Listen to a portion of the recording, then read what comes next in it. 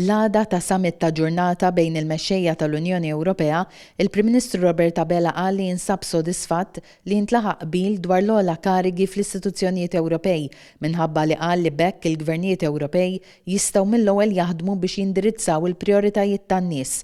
Qal li dawn huma prijoritajiet soċjali, tal-enerġija, ta' kif se jkompli jaħdem is-suq waħdini u Ewropa li fiha n-nies ikunu fiċ-ċentru tad-deċiżjonijiet politiċi kollha.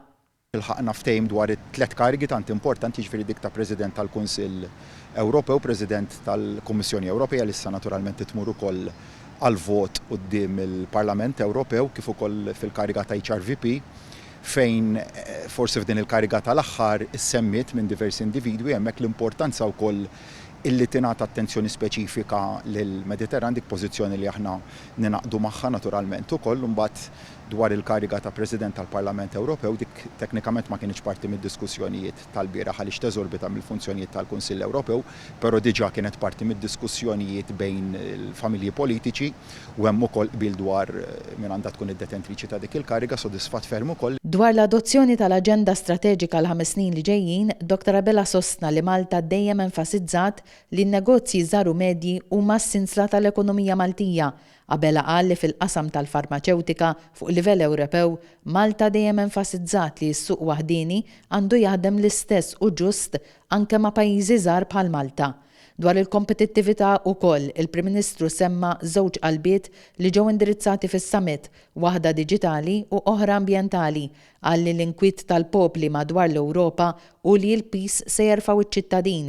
Il-Prim Ministru qal li f'Malta l-Gvern qed jassigura li dan il-peace ma jinxeħidx fuq iċ-ċittadini. Se naslu għalija mhux billi nixħtu l-piżijiet fuq iċ-ċittadini tagħna, imma billi ninċentivaw iċ-ċittadini tagħna li jifhmu l-importanza ta' dik il-qalba u nagħtuhom dak li huwa meħtieġ biex huma jemnu fiha u jimxu u jagħmlu l-bidliet li huma neċessarji. Nsemmi l-qasam tal-enerġija biex nagħti eżempju wieħed.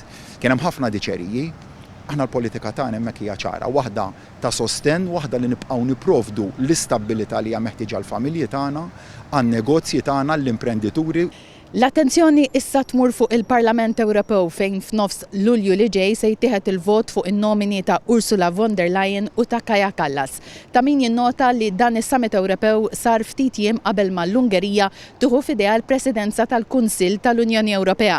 Analisti jgħidu li bil-Prim Ministru Viktor Orban din taf tkun ta' aħbar ħażina l-Ukrajna talba tagħha sabiex tissieħeb fl-Unjoni Ewropea u wkoll għal diversi kwistjonijiet politiċi fl-Unjoni Ewropea. Fiorella Paċ minn Brussell għal TVM News.